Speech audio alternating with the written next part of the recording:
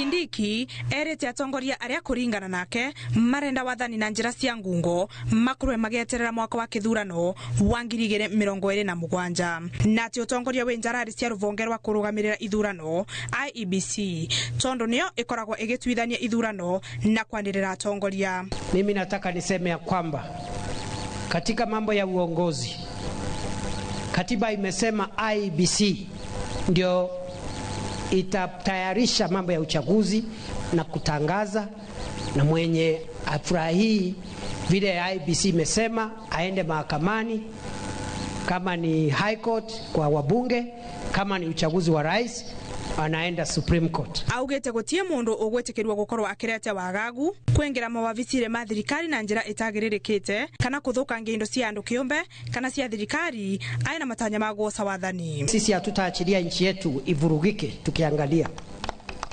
President Ruto and this administration will not allow Kenya to descend into anarchy and chaos in the name of liberties and shortcuts by power-hungry politicians who are impatient. They cannot wait for the election. They want things to happen now. Kindiki ni anyororeti ang'ethaniri yake aria kuringana nake matie na mivango ya kuguna vururi. Lazima tuheshimu taasisi zetu, sikiwemo mahakama, sikiwemo IEBC.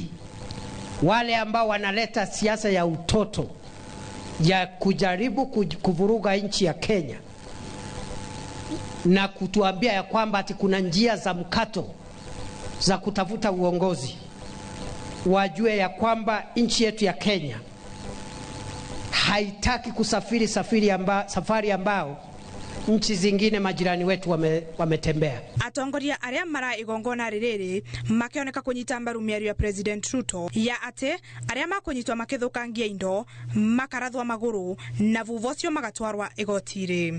Kuna hawa jamaa wanaleta fujo katika taifa letu la Kenya. Mumewaona? Hawashindwe wasishindwe.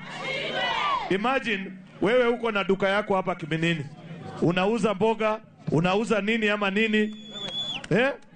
Wewe wakati umefanya biashara, ati mtu anafanya maandamano, anakuja anavunja duka yako. Wewe utamkubalia kweli? Ngeri votera Inoro TV, Betagwa Mere Wanjiko wa Wanja.